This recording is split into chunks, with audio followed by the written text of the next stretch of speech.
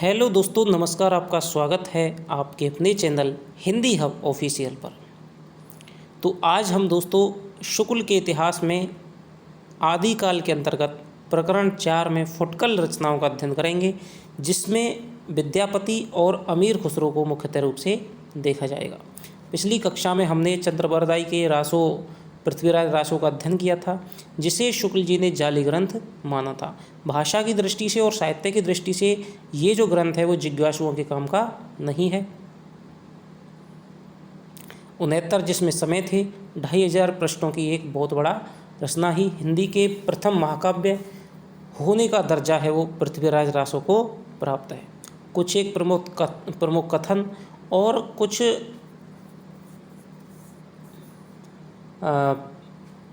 प्रमुख तथ्यों को हमने देखा था।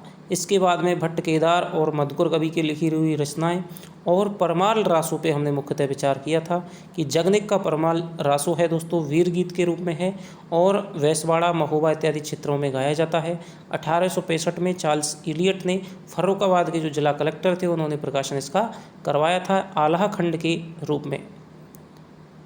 जो कि परमाल रासो है वो जगनिक द्वारा लिखा हुआ, जो कि चंदेल वंशीय राजा था और जिसमें आला और ऊदल की वीरता का दोस्तों क्या है वर्णन है, जो कि बनाफर शाखा के क्षत्रिय थे। तो चलिए आज हम पढ़ते हैं फुटकल रचनाएं अमीर खुसरो और विद्यापति। वीर गाथा काल के समाप्त होते होते हमें जनता की बहुत कुछ असली बोलचाल और उसके बीच कहे सुने जाने वाले पद्यों की भाषा, बहुत कुछ असली रूपों का पता चलता है। पता देने वाले हैं दिल्ली के खुसरो मियाँ और तिरहुट के विद्यापति। इनके पहले ही जो कुछ संदिग्ध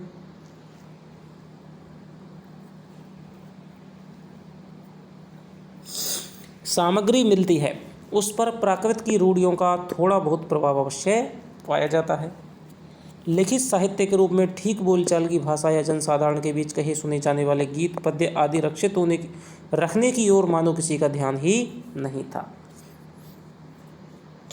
लिखित साहित्य के रूप में ठीक बोलचाल की भाषा या जनसाधारण के बीच कहे सुने जाने वाले गीत पद्य आदि रक्षित, यानी कि जो दोस्तों जो लिखित ग्रंथ लिखे गए थे उनमें देश भाषा की तरफ रचना नहीं लिखी गई थी, या फिर वो जनता में जो देश भाषा के जो कहने सुनने में जो काव्य चला रहा था उसको लिखित रूप में क्या है बद्ध नहीं किया गया था।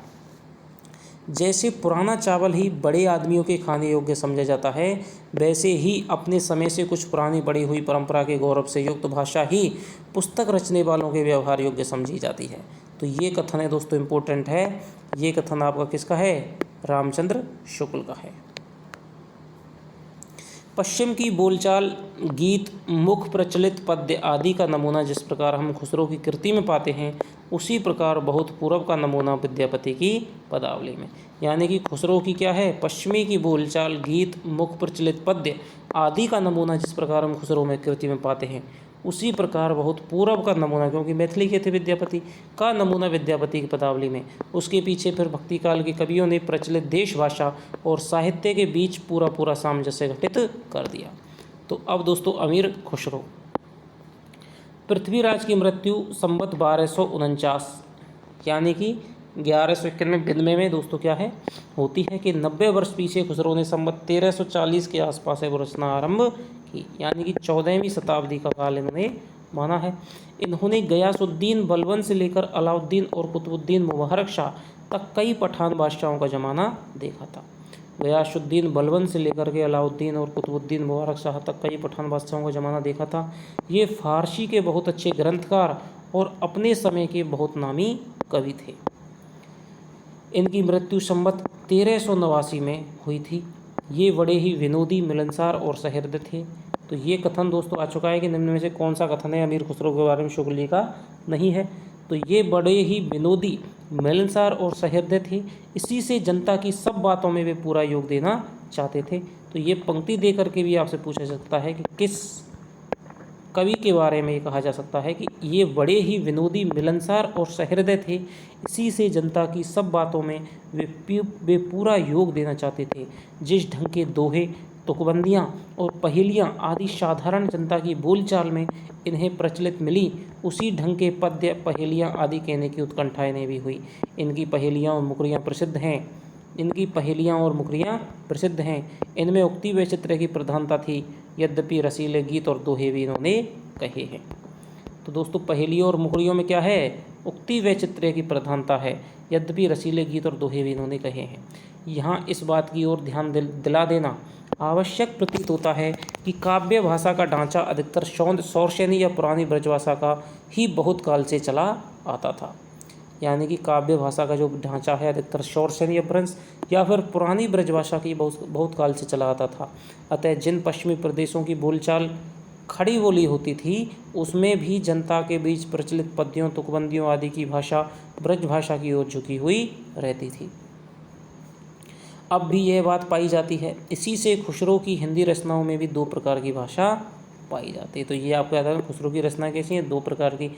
जिस प्रकार कबीर की रचनाओं की भाषा है, ठेठ खड़ी बोली बोलचाल पहेलियों, मुकरियों, दो शकुनों में ही मिलती है। ठेठ खड़ी बोली जो बोलचाल है वो पहेलियों में, मुकरियों में और दो शकुनों में ही मिलती है, यद्यपि उसमें भी कहीं कहीं ब्रजभाषा की झलक है। पर गीतों और दोहों की भाषा ब्रज या मुख प्रचलित काव्य भाषा ही है। जिस प्रकार कबीर के दोहों की साखी की जो भाषा है दोस्तों, वो सतुक्कड़ी भाषा मिलती है, और गीतों शबद और रमेनी की जो भाषा है वो दोस्तों पूर्वी हिंदी की भाषा है। गीतों या दोहों की भाषा ब्रज या मुख प्रचलित काव्य भाषा ही है। यही ब्रजभाषा देखकर उर्दू साहित्य के इतिहास लेखक प्रोफेसर आज़ाद को यह भ्रम हुआ कि ब्रजभाषा से खड़ी बोली अर्थात उसकी अरबी फारसी ग्रस्त रूप उर्दू निकल पड़ी है।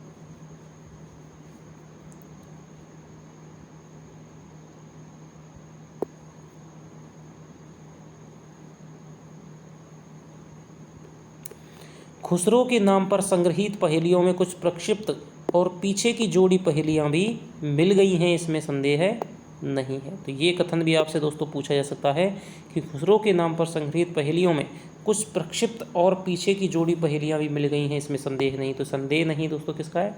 शुक्ल का भाषा का स्टाइल है। उदाहरण के लिए हुक्के वाली पहेली को लीजिए।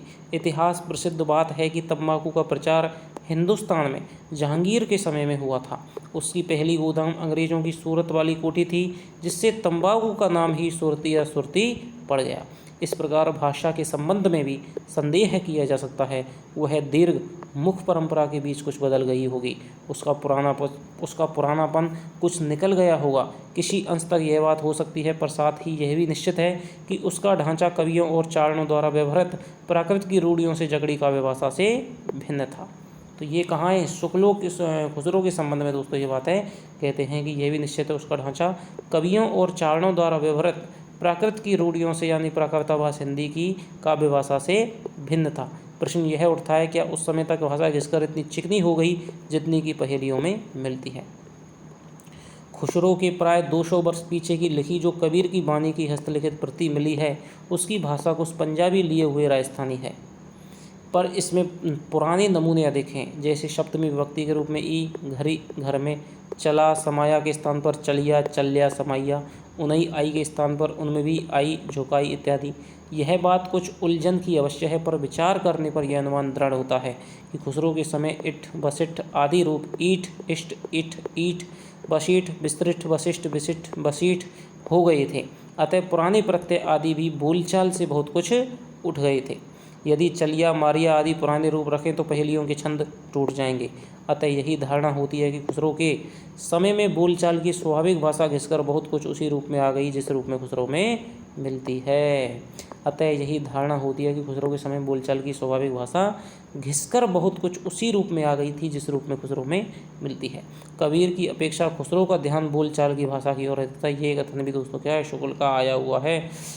उसी प्रकार जैसे अंग्रेजों का ध्यान बोलचाल की भाषा की ओर अधिक रहता था, खुसरो का लक्ष्य जनता का मनोरंजन करना था। तो ये भी आपको याद रखना है कि खुसरो की पहेलियाँ, मुकरियाँ, दो सपने क्यों लिखे? क्योंकि जनता का क्या है, मनोरंजन करना था, बिल्कुल भी साहित्यिक उद्देश्य नहीं था, यह ध्यान रखना है।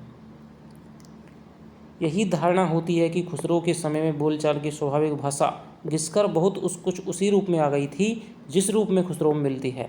कबीर की अपेक्षा खुसरो का ध्यान है वो बोलचाल की भाषा की ओर अधिक था, उसी प्रकार जैसे अंग्रेजों का ध्यान बोलचाल की भाषा की ओर अधिक रहता है। खुसरो का लक्ष्य है वो जनता का मनोरंजन करना था। पर कबीर धर्मोपदेशक थे, अतः उनकी वाणी पूर्तियों की भाषा का सहारा कुछ न कुछ खुसरो की अपेक्षा अधिक लिए हुए है। नीचे खुसरो की कुछ पहेलियां, दोहे और गीत दिए जाते हैं। एक थाल मोती से भरा, सबके सिर पे औंधा धरा, चारों ओर में थाली पले, मोती उससे एक न करे। दोस्तों क्या है, आकाश। एक नार ने अचरज किया, सांप मार पिछड़े में दिया, ज्यों ज्यों सांप ताल को खाए, सूखे ताल सांप भर जाए, दिया और बत्ती। एक नार दो को ले बैठी, टेढ़ी होके बिल में बैठी, जिसके बैठे उसे सुहाए, खुसरो उसके बल बल जाए, पायजामा। अर्थ तो इसका बूझेगा, मुँह देखेगा तो सूझेगा। तो दोस्तों क्या है, दर्पण। ऊपर के शब्दों में खड़ी बोली का कितना निखरा हुआ रूप है, अब इनके स्थान पर ब्रज भाषा के रूप देखिए। चूक भई कुछ बासों ऐसी, देश छोड़ भयो परदेसी। एक नार पिया को भानी, तन बाको सगराजो पानी। चाम माम बाके नहीं नेक, हाड़ हाड़ में बाके छेद, मोही अचम में आवे ऐसे, बामे जीव बसत है कैसे। तो ये क्या है दोस्तों, पिंजड़ा है।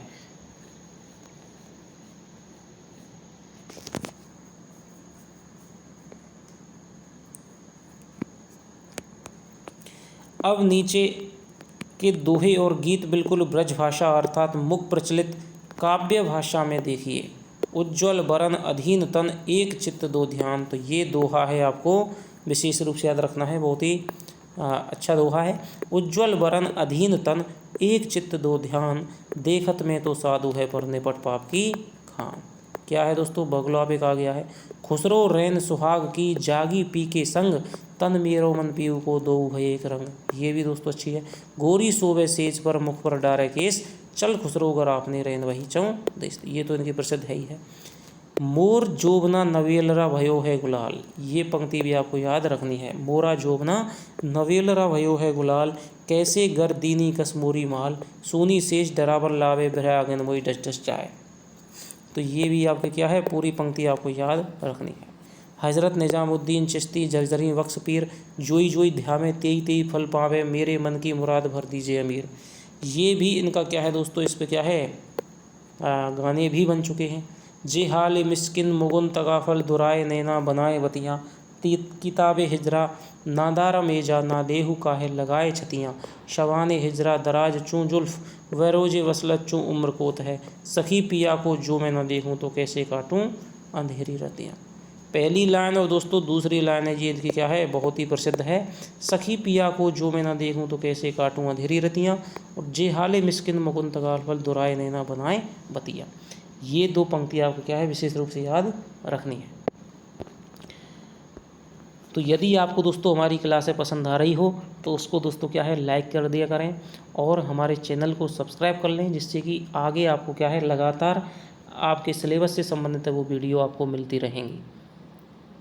कमेंट करके बताएं क्लासों में हम क्या ज़्यादा सुधार कर सकते हैं, जिससे कि आपके लिए और अधिक उपयोगी बनाया जा सके। अब पढ़ेंगे दोस्तों हम क्या है, विद्यापति को। विद्यापति को मैथिल कोकिल के नाम से जाना जा सकता है। आदिकाल और भक्तिकाल की व्यय संधि के कवि हैं। योजक कड़ी के रूप में कवि आते हैं। अभिनव जयदेव, ठीक है, विभिन्न नामों से इनको जाना जाता है। अपभ्रंश के अंतर्गत इनका उल्लेख हो चुका है, क्योंकि कीर्तिलता की भाषा है दोस्तों, क्या है, अपभ्रंश है, कीर्तिलता कीर्ति पताका। अपभ्रंश के अंतर्गत इनका उल्लेख हो चुका है, पर जिसकी रचना के कारण ये मैथिल कोकिल कहलाए हुए इनकी पदावली है। ये दोस्तों कथन आपसे पूछा सकता है, किसका कथन है, शुक्ल का। या किस रचना के कारण विद्यापति को मैथिल कोकिल कहा जाता है, तो पदावली के कारण। पर इन्होंने अपने समय की प्रचलित मैथिली भाषा का व्यवहार किया है। विद्यापति को बंग भाषा वाले अपनी ओर खींचते हैं। सर जॉर्ज ग्रियर्सन ने बिहारी और मैथिली को मागधी से निकली होने के कारण हिंदी से अलग माना है।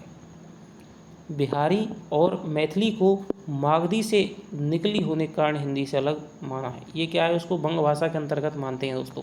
बिहारी को और मैथिली को भोजपुरी, बिहारी हिंदी के अंतर्गत दोस्तों क्या है, मगही, मैथिली, भोजपुरी। तो बिहारी और मैथिली को मागधी से निकले होने के कारण हिंदी से अलग माना है, पर केवल भाषा शास्त्र की दृष्टि से कुछ प्रत्ययों के आधार पर साहित्य का विभाजन नहीं किया जा सकता। कोई भाषा कितनी दूर तक समझी जाती है, इसका विचार भी तो आवश्यक होता है। किसी भाषा का समझा जाना अधिकतर उसकी शब्दावली, वोकेबुलरी पर अवलंबित होता है। यदि ऐसा ना होता तो उर्दू और हिंदी का एक ही साहित्य माना जाता। खड़ी बोली, बांगड़ू, ब्रज, राजस्थानी, कन्नौजी, बैसवाड़ी, अवधी इत्यादि में रूपों और प्रत्ययों का इतना भेद होते हुए भी सब हिंदी के अंतर्गत मानी जाती हैं। इनके बोलने वाले एक दूसरे की बोली समझते हैं। बनारस, गाजीपुर, गोरखपुर, बलिया आदि जिलों में आयल, आयल, गयल, गईल, हमारा, तोहरा आदि बोले जाने पर भी वहाँ की भाषा हिंदी के सिवाय दूसरी नहीं कही जाती। कारण है शब्दावली की एकता। अतः जिस प्रकार हिंदी साहित्य बीसल देव रासों पर अपना अधिकार रखता है, उसी प्रकार विद्यापति की पदावली पर भी। कथन मोस्ट इम्पोर्टेंट है कि जिस प्रकार हिंदी साहित्य बीसल देव रासों पर अपना अधिकार रखता है, उसी प्रकार विद्यापति की पदावली पर भी। विद्यापति के पद अधिकतर श्रृंगार के ही हैं, जिसमें नायक या नायिका राधा कृष्ण हैं। इन पदों की रचना जयदेव के गीत काव्य के अनुकरण पर ही शायद की गई हो। कथन इज मोस्ट इम्पोर्टेंट कि विद्यापति के जो अधिकतर पद हैं वो श्रृंगार, श्रृंगारी कवि दोस्तों किसने माना है? आचार्य शुक्ल ने इनको माना है। इनका माधुर्य अद्भुत है। विद्यापति क्या है? शैव कवि थे। इन्होंने इन पदों की रचना श्रृंगार काव्य की दृष्टि से की है, भक्त के रूप में नहीं। विद्यापति को कृष्ण भक्तों की परंपरा में समझना चाहिए। कथन इज मोस्ट इम्पोर्टेंट दोस्तों आचार्य शुक्ल का। विद्यापति के पद अधिकतर श्रृंगार के हैं, जिसमें नायक और नायिका राधा और कृष्ण हैं। इन पदों की रचना जयदेव के गीत काव्य के अनुकरण पर की गई हो। इसका माधुर्य अद्भुत है। विद्यापति शैव थे। उन्होंने इन पदों की रचना श्रृंगार काव्य की दृष्टि से की है, भक्त के रूप में नहीं। विद्यापति को कृष्ण भक्तों की परंपरा में ना समझना चाहिए। इतना भी कथन आपको आ सकता है। ये तो इनकी बहुत ही दोस्तों प्रसिद्ध पंक्तियाँ हैं कि आध्यात्मिक रंग के चश्मे आजकल बहुत सस्ते हो गए हैं, उन्हें चढ़ाकर जैसे कुछ लोगों ने गीत गोविंद के पदों को आध्यात्मिक संकेत बताया है, वैसे ही विद्यापति के इन पदों को भी, शूर आदि कृष्ण भक्तों के श्रृंगारी पदों को भी लोग ऐसी आध्यात्मिक व्याख्या चाहते हैं। पता नहीं बाल लीला के पदों का वे क्या करेंगे। इस संबंध में ये अच्छी तरह समझ लेना चाहिए कि लीलाओं का कीर्तन कृष्ण भक्ति का एक प्रधान अंग है। जिस रूप में लीलाएं वर्णित हैं, उसी रूप में उनका ग्रहण हुआ है और उसी रूप में वे गोलोक में नित्य मानी गई हैं, जहाँ वृंदावन, यमुना, निकुंज, कदम्ब, सखा, गोपिकां इत्यादि सब नित्य रूप में हैं। इन लीलाओं का दूसरा अर्थ निकालने की आवश्यकता नहीं है। विद्यापति संवत 1460 में, यानी कि दोस्तों क्या है 15वीं 16वीं शताब्दी में इनको माना है। 1460 में त्रिहुट के राजा शिव सिंह के यहाँ पर वर्तमान किस राजा के यहाँ? त्रिहुट के राजा शिव सिंह और कीर्ति सिंह। कीर्ति सिंह में कीर्ति लता में कीर्ति सिंह की, और त्रिहुट के राजा शिव सिंह के यहाँ पर ये वर्तमान थे। उनके 2 पद नीचे दिए जाते हैं। ये इनका दोस्तों बहुत ही प्रसिद्ध पद है। इसकी आपको क्या है, प्रथम पंक्ति है वो आपको याद रखनी है। सरस बसंत समय भल पावल, दक्षिण पवन बह धीरे, सपनऊ रोच बचन एक भाषिय मुख से दूर कर चीरे, तोहर बदन समचाँद होई नाथ कहो जतन बिह केला, कह बेरी काटी बनावल नमके तो यह तुलित नहीं भेला, लोचन तुए कमल नहीं भैसक, से जग के नहीं माने, से फिर जाए लुकैलन है जल में, पंकज ने जग माने, भन विद्यापति सुनवर जोगती ईसव लक्ष्मी समाने, राजा शिव सिंह रूप नारायण लखमा दे। तो लखमा देवी थी दोस्तों, उसके लिए क्या है इन्होंने पदावली की रचना है वो की थी। शिव सिंह की रानी थी लखमा देवी। काली कहल पिए साझी रे, जाए मई मारू देश, मोए अभागली नहीं जानल रे, संग जतवई जोगनी भेष, हृदय बड़ दारुण रे, पिया बिनु बिहरी न जाई, एक शयन सकी सूतल रे, अछल भलब निसिंबोर, ना जानल कत। तो ये दोस्तों आगे कोई काम की है नहीं।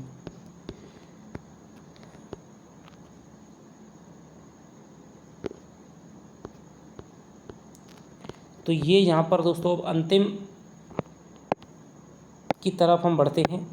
मोटे हिसाब से वीरगाथा काल महाराजा हम्मीर के समय तक ही समझना चाहिए। क्या कह रहे हैं दोस्तों? मोटे हिसाब से वीरगाथा काल है वो भोज से लेकर के महाराजा हम्मीर के समय तक माना है। तो तो महाराज हम्मीर के समय तक ही समझना चाहिए।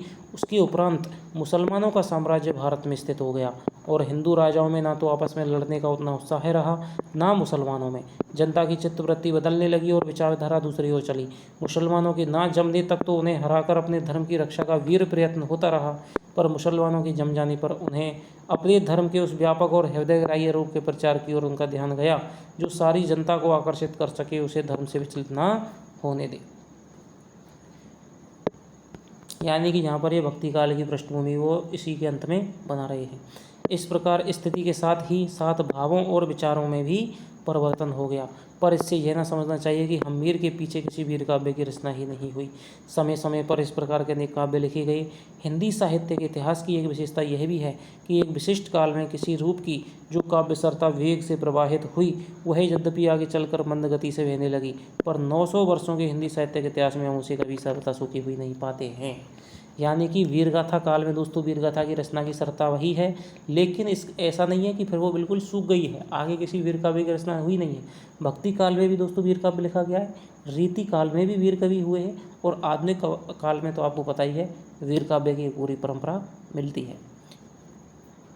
तो ये कथन आपसे पूछा जा सकता है कि हिंदी साहित्य के इतिहास की एक विशेषता यह भी है कि एक विशिष्ट काल में किसी रूप की जो काव्य सरता वेग से प्रवाहित हुई, वह यद्यपि आगे चलकर मंद गति से बहने लगी, पर 900 वर्षों के हिंदी साहित्य के इतिहास में हम उसे कभी सरलता सूखी नहीं पाते हैं। तो ये आपका दोस्तों आदिकाल के अंतर्गत आदिकाल है, आप हमारा ये पूरा समाप्त हो गया है। हमने आदिकाल में दोस्तों सबसे पहले भूमिका, उसके बाद में आपका काल विभाग है वो देखा। आदिकाल के प्रकरण 1 में हमने दोस्तों क्या है शब्दों की रचनाओं पे बात की थी। दूसरी प्रकरण में हमने अपभ्रंश भाषा की रचनाएं हैं वो देखी थी। तीसरे प्रकरण में हमने देश भाषा काव्य है वो देखा था, जिसमें हमने रासो साहित्य का मुख्यतः रूप से अध्ययन किया था। जैनों की रचनाओं को दोस्तों क्या है, इन्होंने अपभ्रंश काव्य में कुछ कुछ मुख्य रचनाएं हैं, बाकी की रचनाओं को उन्होंने धार्मिक ग्रंथ कह करके इन्होंने शामिल नहीं किया है। इसके अलावा आज हमने प्रकरण 4 में फुटकल रचनाओं में क्या है विद्यापति और अमीर खुसरो को शामिल किया है। आपसे प्रश्न बन सकता है कि आचार्य शुक्ल ने विद्यापति को और अमीर खुसरो को प्रकरण किस में शामिल किया है या किस शीर्षक के अंतर्गत शामिल किया है। तो फुटकल रचना, देशभाषा काव्य, अपभ्रंश काव्य, ठीक है, तो ये आपसे पूछा जा सकता है। तो आपको विशेष रूप से आदिकाल है वो पूरी तरह से आचार्य शुक्ल का, जहाँ से आपको पता लग गया होगा कि कितने प्रश्न हैं यहाँ से हमारे बने हैं, कथनों से लेकर के और इनकी मान्यताओं और इन तथ्यों से लेकर के बहुत सारे दोस्तों क्या है आपके जो अवधारणात्मक जो क्वेश्चन हैं वो आचार्य शुक्ल से बनने की बहुत ज़्यादा संभावना रहती है। तो आशा करता हूँ कि आपको आदिकाल है दोस्तों पढ़ने में मज़ा आया होगा। और क्या क्या सुधार कर सकता हूँ वो आप कमेंट में लिख करके बता सकते हैं। आपके कमेंट का दोस्तों निश्चित रूप से जवाब दिया जाएगा। तो चलिए आपसे मिलता हूँ अगली क्लास में भक्ति काल की प्रस्तावना भूमिका के साथ में। भक्ति काल को भी इसी आनंद के साथ में, इसी उत्साह और मंगल के साथ में दोस्तों हम शुरू और समाप्त की ओर बढ़ेंगे। तो चलिए आपसे मिलते हैं अगली वीडियो में, तब तक के लिए दोस्तों बाय बाय, धन्यवाद।